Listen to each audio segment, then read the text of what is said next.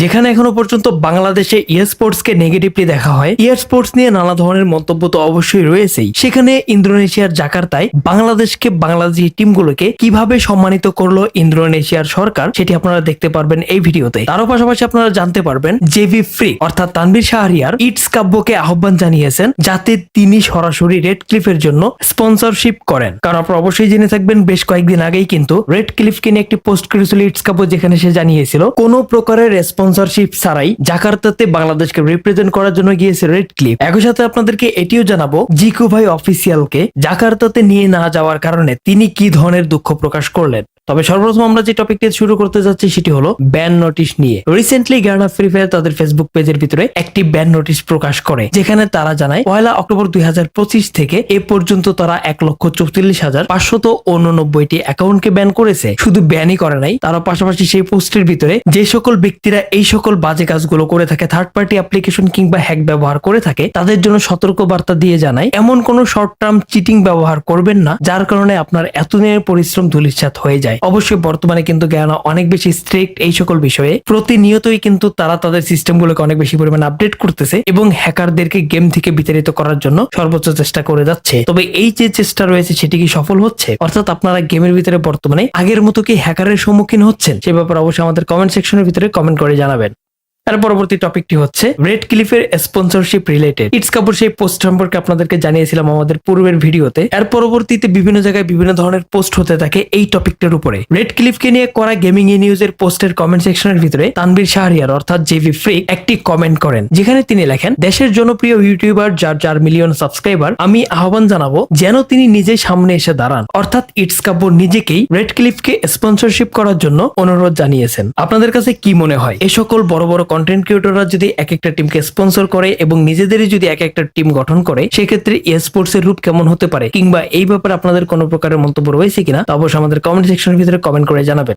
Red cliff কেন কোনো প্রকারের স্পন্সরশিপ পেল না, আর আরএসকে কেনই বা ইনফিনিক্স, শুধুমাত্র ইনফিনিক্স নয় তারও পাশাপাশি সময় টিভি কিন্তু তাদের মিডিয়া পার্টনার, সেটি কিভাবে সম্ভব হলো এ ব্যাপারে এক্সপ্লেন করেছেন তানভীর হাসান তার ফেসবুকে করা একটি পোস্টের ভিতরে, যেখানে তিনি জানান স্পন্সর পেতে হলে আবেদন করতে হয়, যেটাকে বলে প্রপোজাল লেটার। কেন কি কারণে আরেকটা কোম্পানি আপনি বা আপনার দলটাকে টাকা দিয়ে স্পন্সর করবে সে ব্যাপারে বিস্তারিত বর্ণনা সেখানে লেখা থাকে।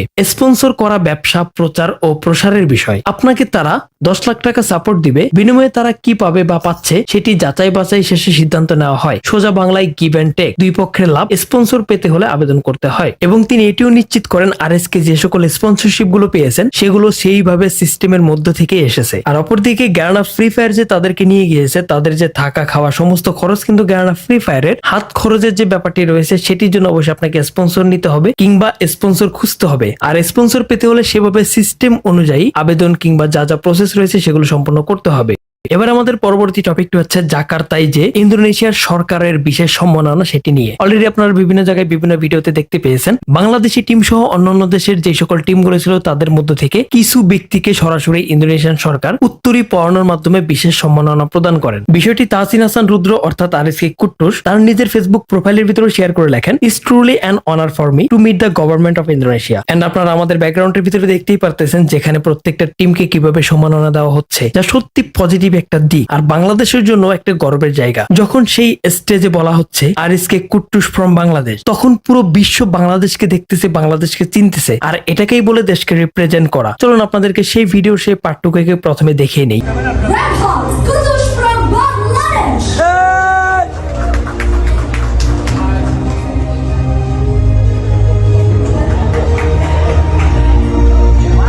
এত ভালো ভালো অ্যাচিভমেন্ট, এত বড় বড় জায়গায় বাংলাদেশকে রিপ্রেজেন্ট করার পরেও যদি বাংলাদেশ থেকে পরবর্তীতে এই গেমগুলোকে রেস্ট্রিক্টেড থেকে আনরেস্ট্রিক্টেড না করা হয়, তাহলে আসলে দুঃখ থেকেই যাবে। আপনাদের কাছে কি মনে হয় FFWS 2025 এর পরে কি আমরা কোনো প্রকারের পজিটিভ নিউজ দেখতে পাবো? সে ব্যাপারে অবশ্যই আমাদের কমেন্ট সেকশনের ভিতরে আপনারা কমেন্ট করে জানাবেন।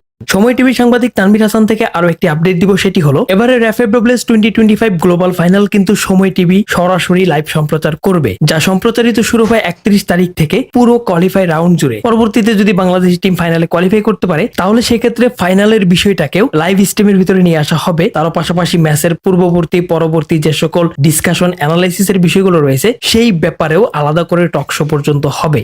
বাংলাদেশের স্পোর্টস এর অগ্রগতি নিয়ে আরো একটি বিষয় দেখাবো, সেটি হলো ইমরান হোসেন আলভি থেকে। তার প্রোফাইল কেটে যতটুকু জানতে পারলাম, তিনি হলেন বাংলাদেশের প্রজেক্ট ম্যানেজার টেনসেন্টের পক্ষ থেকে, অর্থাৎ বাংলাদেশের টেনসেন্টের কর্মরত একজন ব্যক্তি। তার প্রোফাইলের ভিতরে রিসেন্টলি একটি পোস্ট করেন যেখানে তিনি উল্লেখ করেন PUBG mobile to launch sports bars for the first time ever in Bangladesh. PUBG mobile বাংলাদেশে একটি স্পোর্টস বার্স লঞ্চ করেছে। এই স্পোর্টস বাস কিভাবে কি কাজ করবে সে ব্যাপারে স্পোর্টস নেটওয়ার্ক বাংলাদেশ একটি পোস্টের ভিতরে উল্লেখ করেন। এটি মূলত হচ্ছে পাবজি মোবাইলের একটি অফিসিয়াল ক্যাম্পেইন, যেটি মূলত দেশের বিভিন্ন ধরনের বিশ্ববিদ্যালয়, গেমিং কমিউনিটি এবং স্পোর্টস এর সংস্কৃতিকে আরো বেশি এগিয়ে নিতে সাহায্য করবে। বর্তমানে এই বাসটির মাধ্যমে মূলত একটি শোডাউন হবে, যা দেশের 7টি বিভাগ সফর করবে। ঢাকা, চট্টগ্রাম, সিলেট, রংপুর, রাজশাহী, বরিশাল এবং খুলনার জনপ্রিয় বিশ্ববিদ্যালয়গুলোর ক্যাম্পাসে অবস্থান করবে এই বিশেষভাবে সাজানো বাসটি। ইভেন্টটি শুরু হতে যাচ্ছে 27 অক্টোবর চট্টগ্রাম বিশ্ববিদ্যালয় থেকে, যেটি আসলেই একটি পজিটিভ উদ্যোগ, যা হয়তোবা দেশের মানুষের কাছে, দেশের ব্যক্তিদের কাছে স্পোর্টস কে পজিটিভলি রিপ্রেজেন্ট করতে পারবে। এবার আমাদের পরবর্তী টপিকটি হচ্ছে জিকো ভাই অফিসিয়াল থেকে। ইন্দোনেশিয়ায় বাংলাদেশি টিমগুলো যাওয়ার পাশাপাশি বেশ কয়েকজন কন্টেন্ট ক্রিয়েটরদেরকেও কিন্তু কন্টেন্ট ক্রিয়েট এবং গেমের বিভিন্ন দিকগুলোকে প্রচার প্রসারের জন্য নিয়ে যাওয়া হয়েছে। সেখানে জিকো ভাই অফিসিয়ালকে ইনভাইট না করার কারণে তিনি আফসোস করে একটি ভিডিও আপলোড করেন, যেখানে তিনি জানান এত বছর ধরে এত পরিমাণে কাজ করে যাচ্ছেন, তারপরেও স্পোর্টস থেকে বাংলাদেশি স্পোর্টস কে আরো বেশি অগ্রগতি করার জন্য তাকে গুরুত্ব দেওয়া হয় নাই। এ ব্যাপারে জিকো ভাই অফিসিয়াল তার ভিডিওতে কি জানিয়েছিল সেই ব্যাপারে অল্প একটু অংশ আপনাদেরকে দেখিয়ে দিচ্ছি। 4-5 বছর ধরে, তারও আগ থেকেই আমি স্পোর্টস এর বিভিন্ন প্লেয়ার বলো, বিভিন্ন খেলা বলো, এগুলো নিয়ে বিভিন্ন কন্টেন্ট বানাই বা এখনো পর্যন্ত সেটাই করি, এবং ইন ডেপথ স্পোর্টস নিয়ে আলোচনা করি, খেলা নিয়ে আলোচনা করি, টিপস শেয়ার করি, ট্রিক্স শেয়ার করি, প্লেয়ারদের গেম প্লে বিশ্লেষণ করি, ইচ অ্যান্ড এভরিথিং। বাট প্রবলেমটা হচ্ছে গ্যারেনা এগুলো কিছুই দেখে না। গ্যারেনা এগুলা কিছুই দেখে না যে কে কোন ক্যাটাগরি নিয়ে কাজ করতেছে। গ্যারেনা শুধুমাত্র দেখি ভিউজ। এখন তোমরা যদি কাব্যর দিকে তাকাও, কাব্য বিশাল বড় চ্যানেল, অনেক অনেক ভিউজ। তোমরা যদি কুল গেমিং এর দিকে তাকাও, তারও বিশাল বড় চ্যানেল, বিশাল বড় পেজ, বিশাল বড় টিকটক, অনেক অনেক ভিউজ। তো তোমাদের জিকু ভাই সেই জায়গায় একটু না অনেকখানি পিছিয়ে গেছে। আর সেই জন্য গাইস, তোমরা বারবার আমাকে একটা প্রশ্ন করেই যাচ্ছ, বাট আমি কোনো অ্যান্সার দিতে পারতেছি না, এবং আফসোসের সাথে বলতে হয় আমি এবার জাকার্তা যেতে পারবো না।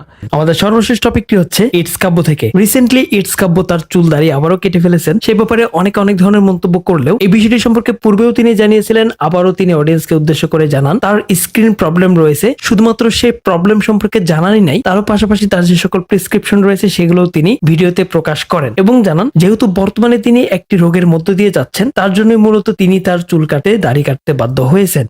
গাইস, আজকের ভিডিও পর্যন্ত, আজকের মতো এখানে শেষ করতেছি। আপনাদের সকলের সাথে দেখা হচ্ছে পরবর্তী ভিডিওতে। সেই পর্যন্ত আপনারা সকলে ভালো থাকবেন, সুস্থ থাকবেন। বিদায় সকলকে, আল্লাহ হাফেজ।